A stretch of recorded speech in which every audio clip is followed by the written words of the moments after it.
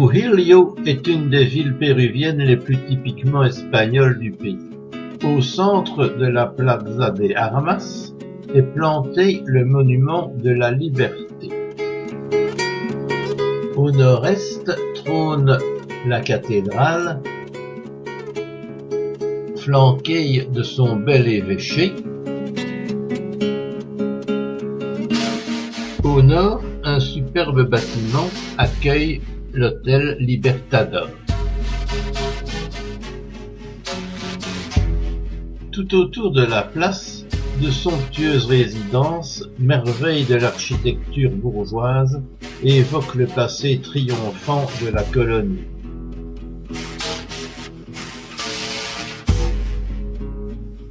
En flânant dans les rues avoisinantes, on découvre des souvenirs de l'époque coloniale, telle l'église La Merced, présentant 2 clochers mûrs au lieu de 2 tours.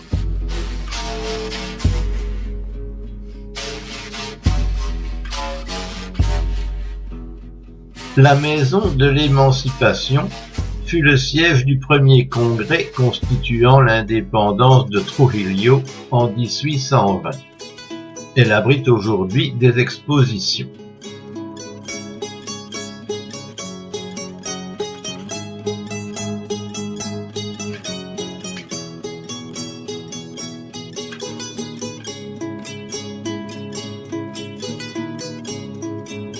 La Casa Iturregui fut bâtie au XIXe siècle par Manuel de Iturregui, noble d'origine basque qui prit part aux luttes de libération. Elle est actuellement occupée par le Club Central de Trujillo, fondé en 1895 et qui regroupe les personnalités importantes de la province.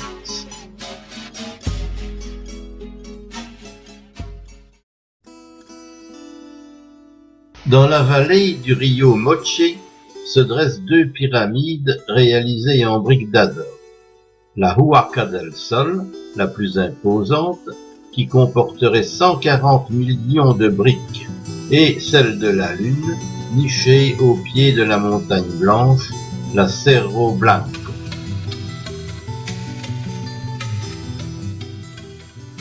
Si la Huaca del Sol n'a pas encore fait l'objet de fouilles importantes, les investigations sur la Huaca de la Luna ont mis à jour un important site cérémonial composé de 6 édifices superposés, la partie la plus extraordinaire étant la façade nord que l'on découvre depuis la place cérémoniale.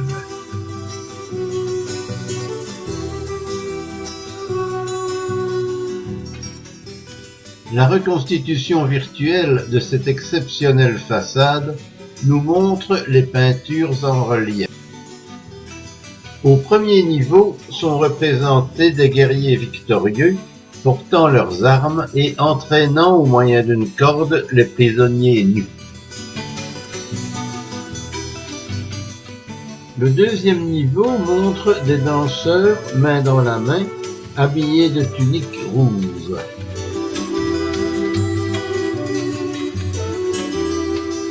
Le troisième niveau représente des araignées géantes qui portent le tumi, le couteau sacrificiel.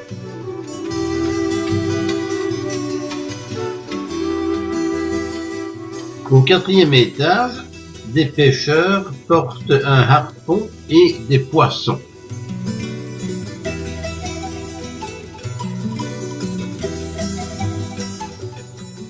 Le 5e niveau montre des félins avec un corps de reptile portant dans leurs griffes la tête d'un prisonnier. Dans le coin nord-est de la façade se trouve une petite enceinte dont un des murs présente une des scènes les plus élaborées et les mieux conservées de l'art mochi. Elle représente des personnages voisinant des animaux et des plantes, tant terrestres que marines, aussi bien que d'autres éléments symboliques.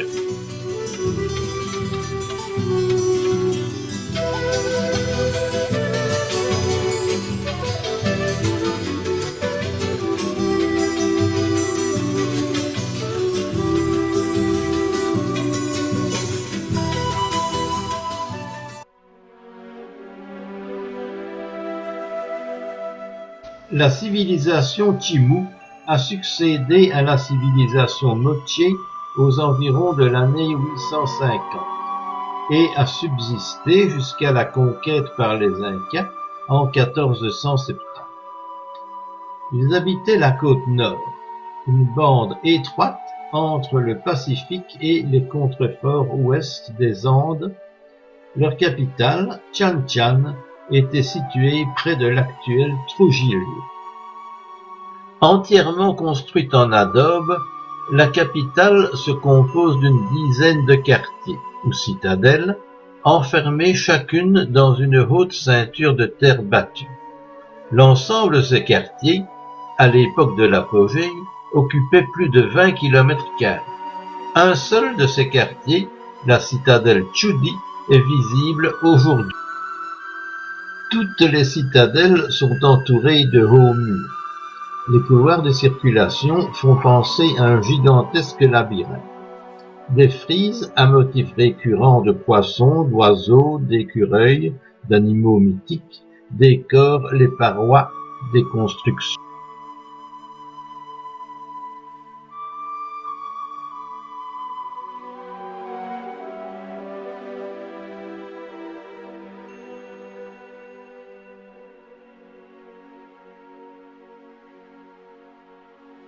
Chaque citadelle possède sa réserve d'eau.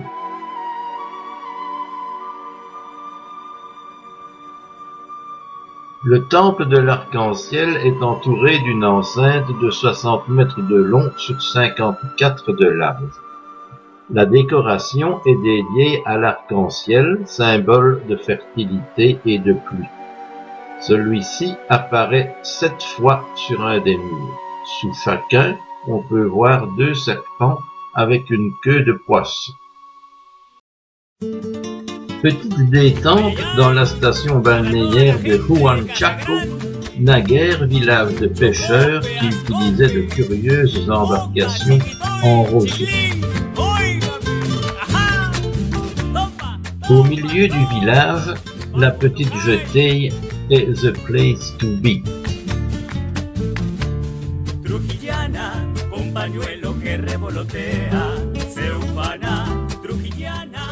Notre guide local Bruno nous a réservé une table au restaurant El Sombrero où nous attendent 2 danseurs de marinera et de succulents plats de poisson.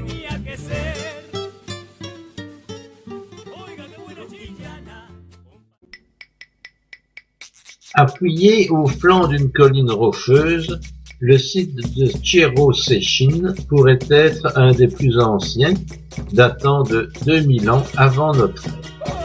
Sur la face extérieure des murs d'enceinte sont plaqués des monolithes plats sur lesquels furent gravées des figures en lignes incisives. Elles représentent un défilé de guerriers victorieux dont certains portent des restes humains.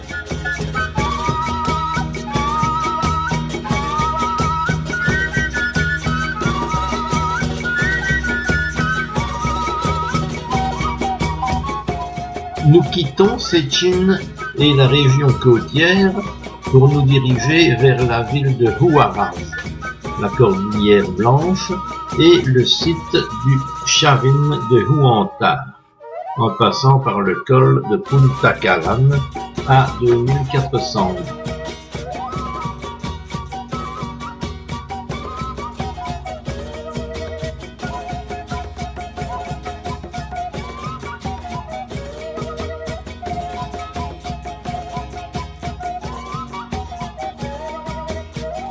Aujourd'hui, la journée est consacrée à une superbe excursion dans le parc national de Huascarán, du nom de la montagne la plus haute de la cordillère Blanche, qui culmine à plus de 6700 mètres.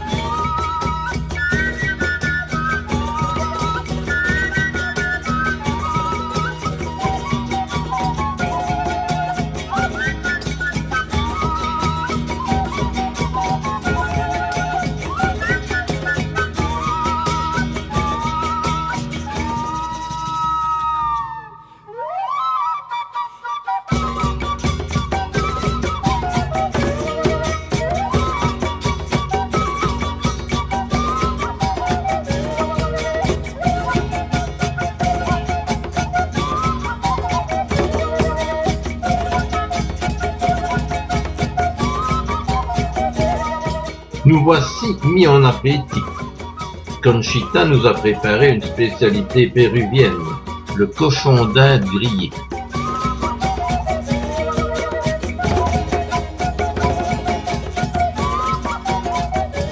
Nous allons traverser la cordillère Blanche pour nous rendre aux Chavines de Huantar. En chemin, les paysages sont superbes.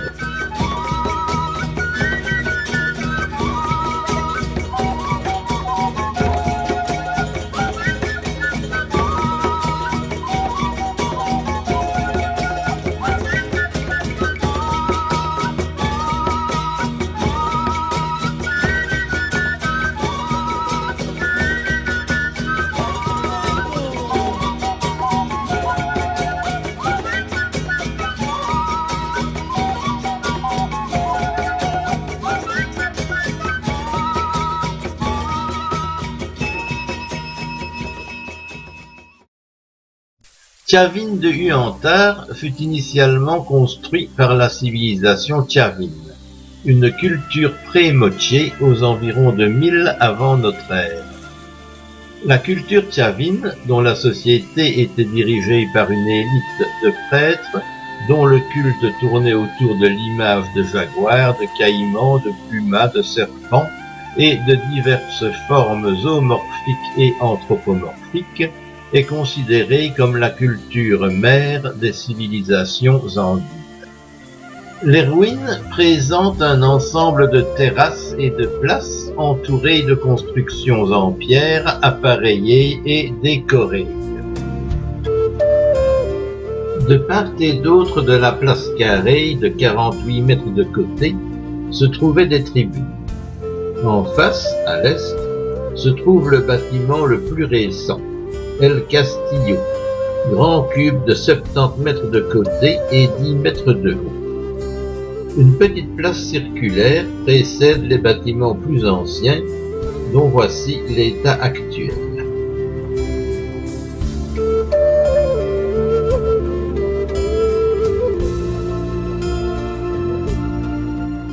Et une reconstitution.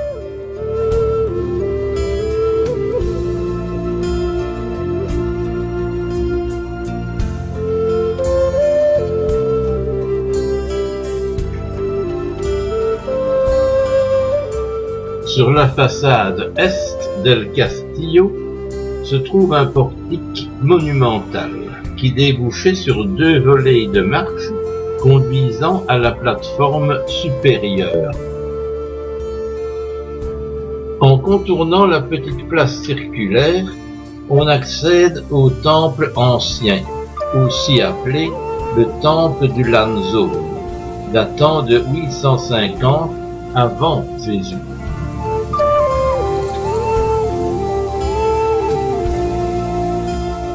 À l'intérieur du temple du Lanzón, des passages étroits, appelés galerias, ont été creusés, qui servaient à la ventilation et à amplifier les sons. La galerie principale conduit à un monolithe de 4,60 m de haut, taillé à l'image du dieu du monde souterrain, appelé Lanzón.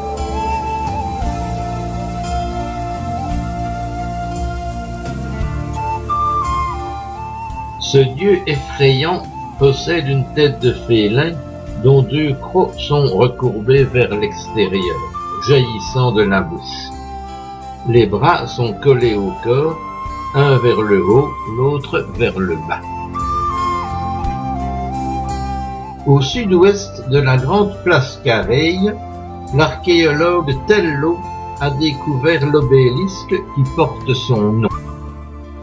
Il s'agit d'un grand bloc de pierre de 2,50 m de haut et de 32 cm de large, ouvragé sur les 4 faces. Les figures principales représenteraient l'accouplement de 2 caïmans, selon certains, de 2 félins, selon d'autres. Une autre sculpture, appelée Stèle Raimondi, occupe une place fondamentale dans l'iconographie de Chavin. La face gravée de la dalle représente un personnage mythique, debout, tenant dans chaque main un sceptre ou un bâton. La figure, à la posture anthropomorphe, combine des traits empruntés aux félins, aux reptiles et aux rapaces. À l'origine, les 4 côtés du castillo étaient ornés de têtes-clous, ou têtes-tenons. Ces têtes sculptées étaient encastrées dans la maçonnerie, pour éloigner les mauvais esprits. Un seul exemplaire est encore en place sur la façade arrière. Après un dernier coup d'œil au géant, nous embarquons dans un bombardier d'Achuit qui va nous ramener à Lima.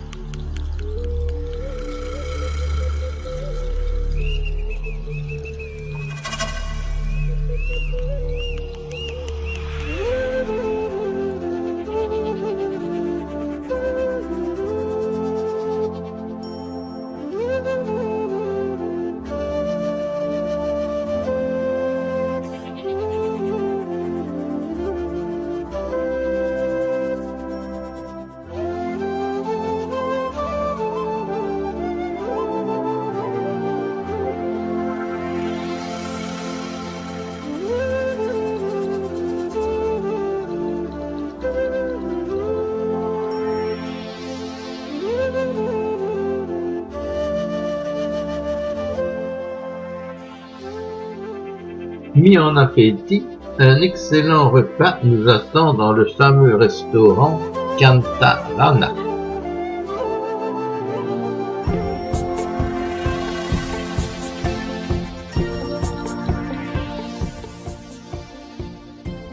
Dernière réunion devant le Pacifique.